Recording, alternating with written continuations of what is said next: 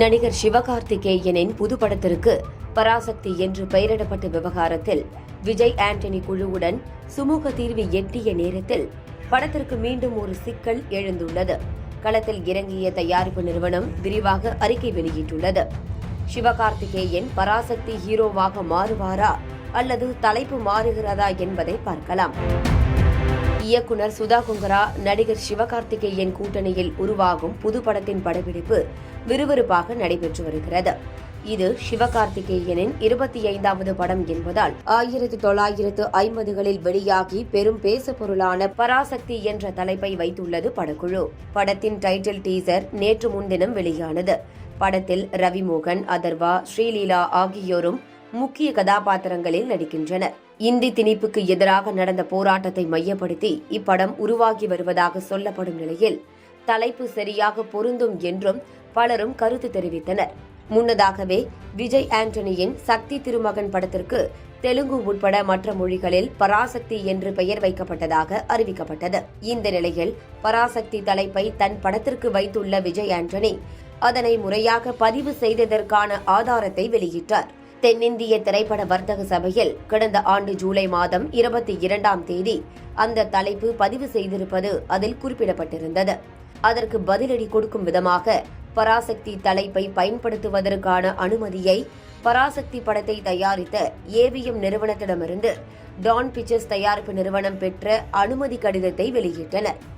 அதில் தலைப்புக்கு அனுமதி தந்ததோடு படக்குழுவினரை வாழ்த்தியும் இருந்தது ஏவிஎம் தரப்பு.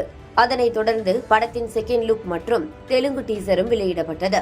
இப்படி நீ பெரியாளா அல்லது நான் பெரியாளா என்று முதலில் அடித்துக் கொண்ட இரு தரப்பும் ஒரு கட்டத்தில் சமாதானமாக சென்றனர். சிவகார்த்திகேயனின் தயாரிப்பாளர் ஆகாஷ் பாஸ்கரன் விஜய் ஆண்டனியின் படக்குழுவை சந்தித்து பேசி சுமூக தீர்வை எட்டினர். இதனையடுத்து தீ பரவட்டும் என்ற பெயரில் பராசக்தி என்ற தலைப்போடே புது போஸ்டரை வெளியிட்டது சிவகார்த்திகேயனின் படக்குழு.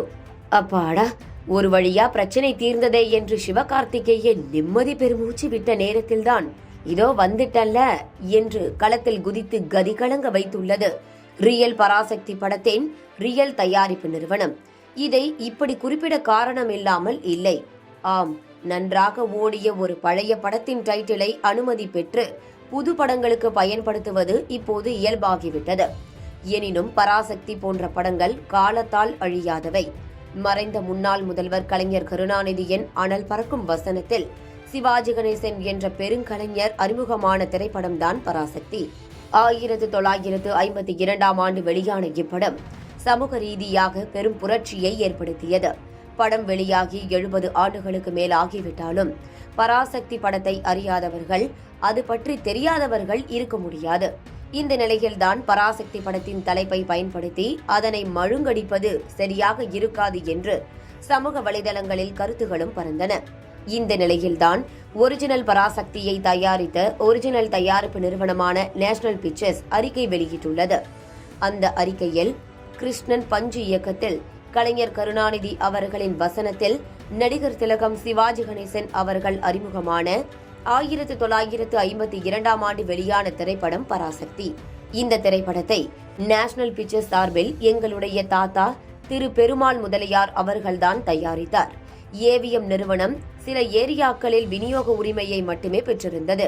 பொன் விழா, வைர விழா கண்டிருக்கும் இந்த திரைப்படம் 100 ஆண்டு ஆனாலும் அதன் தாக்கம் குறையாது என்ற அளவிற்கு அந்த திரைப்படத்தின் கலைஞர் அவர்களின் கனல் தெறிக்கும் வசனங்களும் நடிகர் திலகம் சிவாஜி அவர்களின் உணர்ச்சிகரமான நடிப்பும் மக்கள் மனதில் என்றென்றும் நிலைத்து நிற்கும். விரைவில் வெள்ளி விழா காண இருக்கும் வேளையில் பராசக்தி திரைப்படத்தை டிஜிட்டல் வடிவில் மேம்படுத்தி வெளியிட நாங்கள் திட்டமிட்டு அதற்கான பணியை தொடங்கவிருக்கிறோம் என்ற மகிழ்ச்சியான செய்தியை தமிழ் சினிமா ரசிகர்களுக்கு அறிவிப்பதில் பெருமைப்படுகிறோம்.